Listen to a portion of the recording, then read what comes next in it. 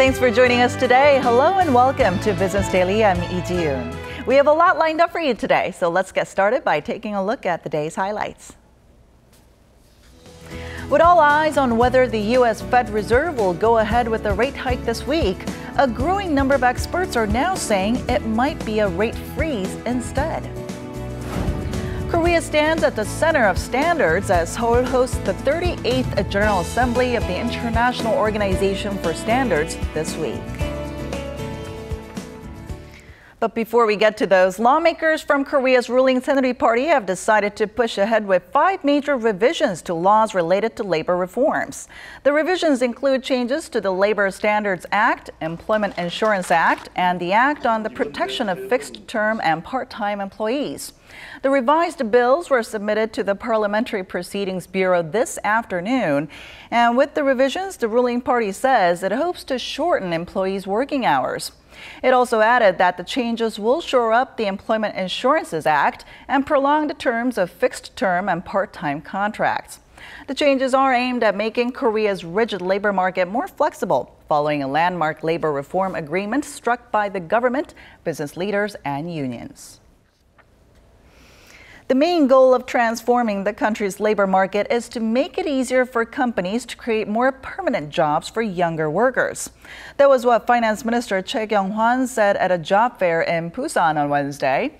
The port city has seen the second highest youth unemployment rate in the country, coming in at 12% in the second quarter, compared to the national average of 9.9%. Minister Choi said he was working with large companies to create so-called stepping stone programs that will equip young job seekers with the skills demanded in the marketplace, with hopes that this will reduce exhaustive efforts to stack their resumes. He also underlined that the work to reform the labor market is only just the beginning. And speaking of youth employment, President Park Geun-hye has promised to donate 20 million won, or roughly $17,000 of her own money, to a fresh fund aimed at creating more jobs for young people. This was announced by Prime Minister Hwang Kyo-ahn at a meeting with cabinet ministers on Wednesday. Hwang said President Park will also give 20% of her monthly pay to the fund every month, and that he and other ministers will follow suit. The fund, dubbed the Youth Hope Fund, was introduced by the president at Tuesday's cabinet meeting and is expected to be used for running social programs such as tailored training for youth job seekers. Meanwhile, the world is waiting on the U.S. Fed Reserve's decision this week that could raise interest rates for the first time in nearly a decade. But with markets still suffering from China's downturn, a growing number of economists are now expecting a rate freeze instead. Our Kim Min-ji has the story. All eyes are on the U.S. Federal Reserve. Many analysts are shifting to a rate freeze this month from a previous consensus expectations of a rate hike. The U.S. dollar fell to a 3-week low against a basket of major currencies on Monday, which Reuters attributed to investors betting on interest rates staying at their record lows until at least December. Around 46% of economists surveyed by the Wall Street Journal in September expected a rate hike, which is down sharply from 82% in August. Barclays also ruled out prospects for a rate hike, with analysts pushing back their call for an increase to March next year. Raising interest rates for the first time in 11 years is always going to be a big deal when it happens.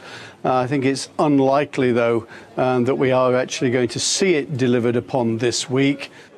The main concern is that a rate increase could exacerbate the already weak global economy.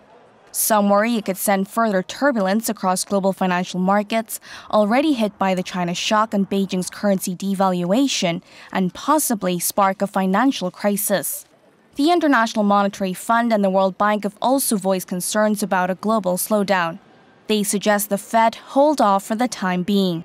However, some analysts say U.S. economic fundamentals are strong enough to support a rate increase, with a handful of U.S. policymakers saying it's time to align the monetary policy with economic progress.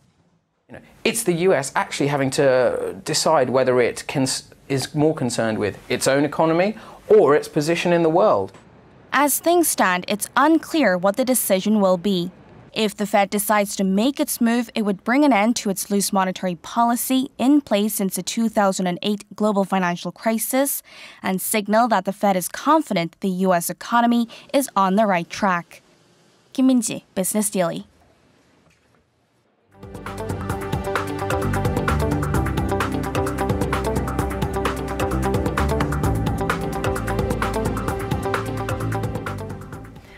The debt ratio of Korea's public institutions is expected to fall below the 200% mark this year for the first time in 5 years. The finance ministry said it expects the total debt of 39 public institutions to come in at around $420 billion at year end, dropping roughly $850 million from last year. Now, this will push the debt-to-asset ratio down to 197%, attaining the goal of pulling debt levels under the 200% mark 2 years ahead of schedule.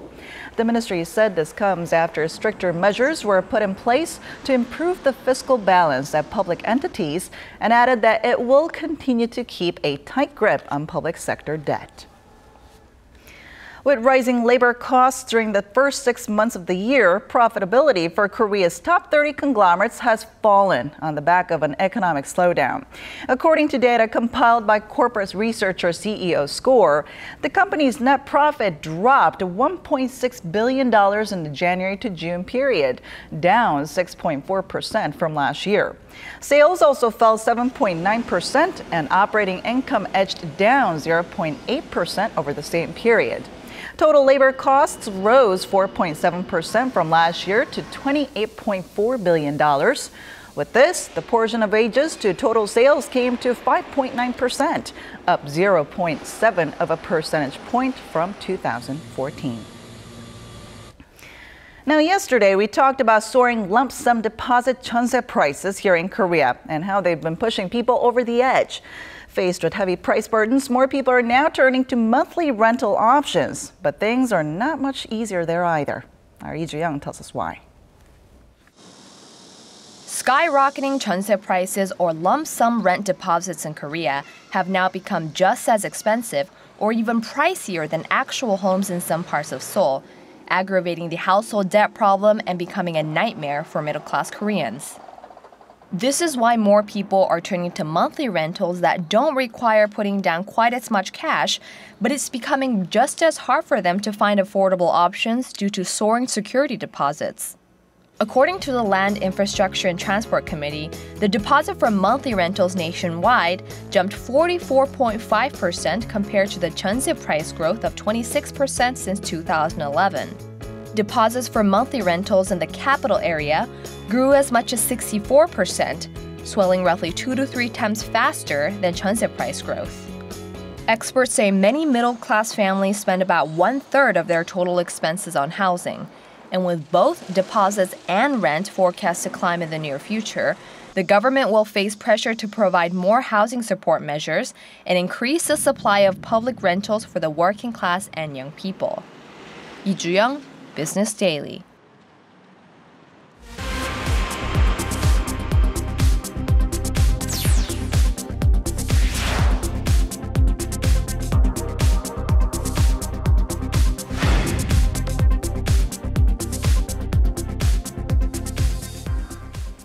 We don't really think much about them, but they are with us every day, responsible for making our lives a little bit more organized and convenient. We're talking about standards.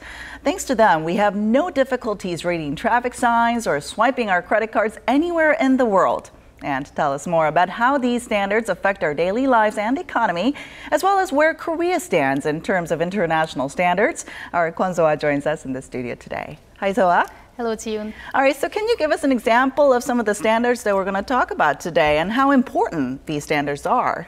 Sure. Well, since Korea is a huge manufacturer and exporter of cars, let's take car seats as an example. Okay. Now, what if the U.S., according to U.S. standards, car seats had to be produced in a totally different way?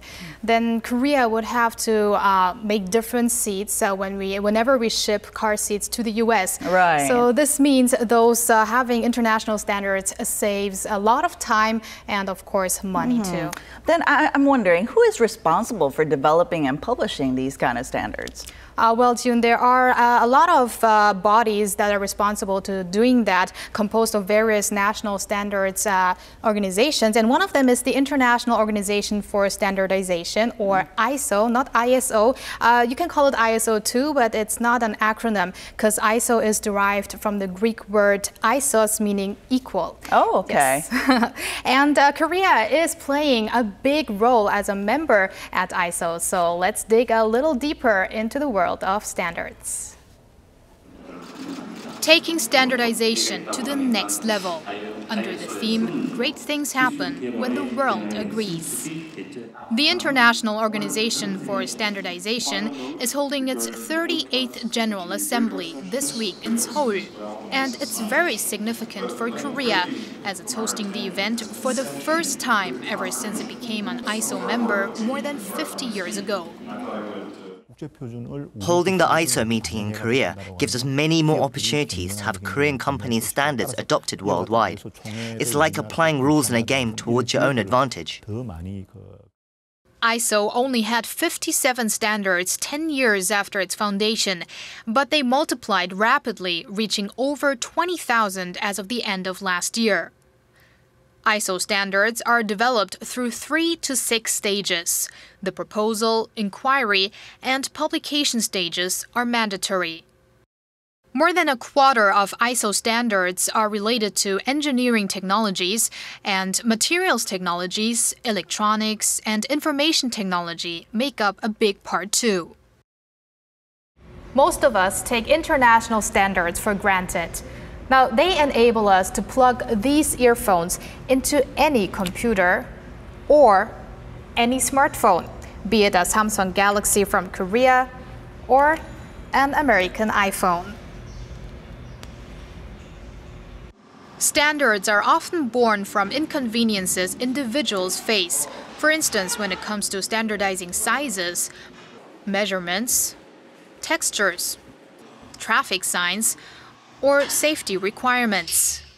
Once adopted, these day-to-day standards not only help society in general, but also businesses. In fact, the acting Secretary General of ISO says shared standards push up overall profits of companies by 2 to 8%. But there are ongoing challenges when it comes to establishing these rules. One of the bigger challenges is getting those same businesses to have an influence and have a say in the next version of those standards, or the important changes that need to happen in these standards. And this is the fundamental challenge, and the role of ISO is to connect with these companies that want to have a voice and have something to say about the standards. This is a challenge. With trade barriers breaking down, standards are becoming even more important since they cover a much bigger realm, namely the whole global economy. The OECD says 80% of goods shipped around the world meet international standards, giving Korea another reason to play an active role in global standardization. Because Korea is highly dependent on exports, it's very difficult to survive in the global market without making proper use of international standards. This is why Korean standards are 99.9% adjusted to international standards, which raises product competitiveness. Korea currently places 9th in terms of monetary contribution and participation in ISO, but it hopes to climb further up the ladder. Korea is taking a leadership role. We've seen it from a modest player, an observer, through to a strong contributor, and now a leader in terms of ideas and governance for the organization. All right, so it looks like quite a significant step for Korea to be hosting this event, especially at a time, I guess, where Korea is looking to do anything to, I guess, step up global competitiveness. Absolutely, and that's why the organizers that I talked to say it's about time that Korea plays a bigger role here, and especially as other Asian countries such as China, Japan, and Singapore were forerunners in hosting the meeting. And there are also people saying, hoping that in some years maybe ISO could have a Korean president.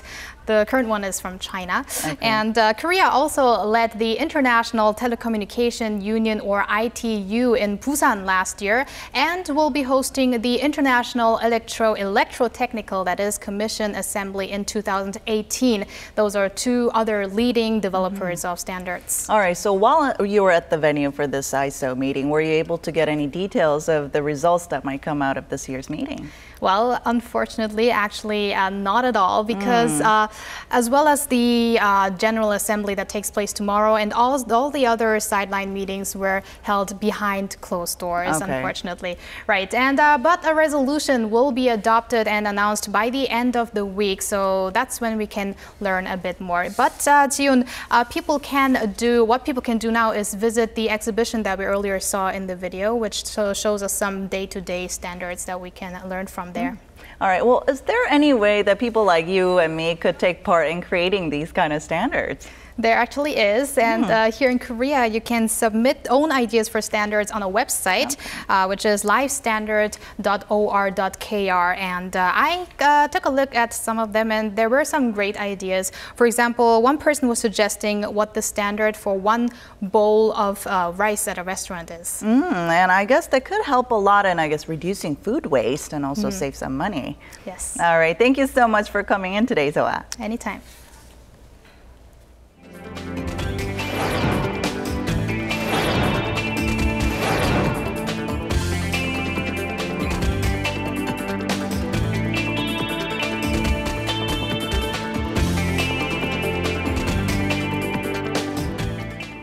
And that does it from me today. Well, we'll be back tomorrow at the same time, same place.